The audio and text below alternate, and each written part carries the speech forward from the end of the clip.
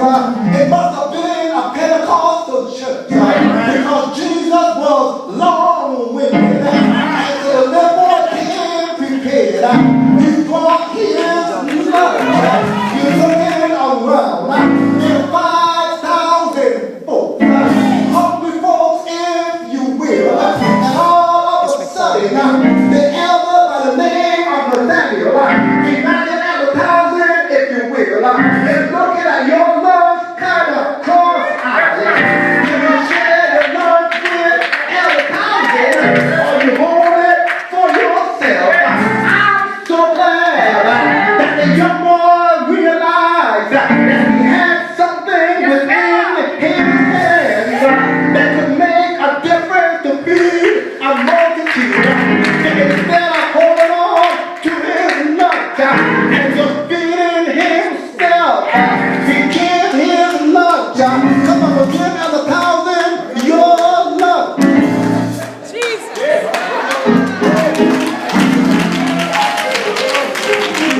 And when he gave it to Nathaniel, Nathaniel brought it to Jesus. And Jesus said, I'm going to work a miracle here, but I need your help just a little further. Do I have some helpers here at Greater Refuge?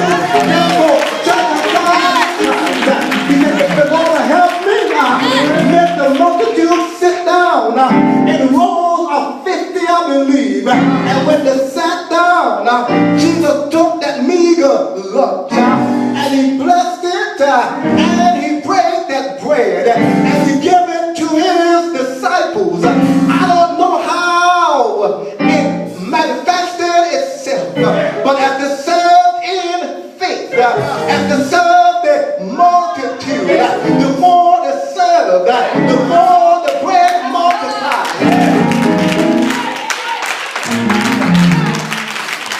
God told me to tell you all before I take my seat, if you will learn to serve one another, the church will multiply. Hallelujah. But sometimes we feel like we cannot make a difference.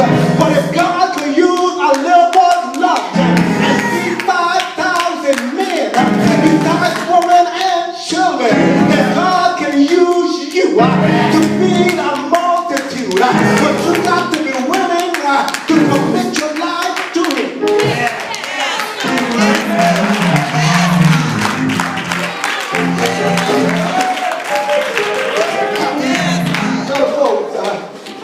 Hallelujah.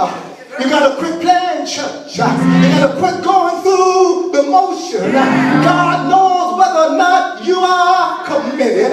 You're not fooling nobody but yourself. He said, come on to me, all ye that labor and are heavy laden, and I will give you rest. When you come to God, you don't come anyway, but you come in faith. You come in submission. You come in total surrender. And when you surrender all to Him, hey, He'll make a difference. Now watch this as I get ready to close. I told Greater Refuge this year, the Lord said the year of overflow. And some of you are concerned because your resources have begun to dry up. And you're thinking God isn't saved. You don't know your Bible.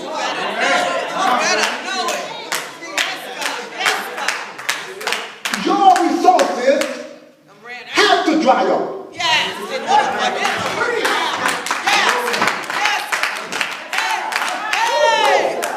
Because as long as you have resources, you're going to put your trust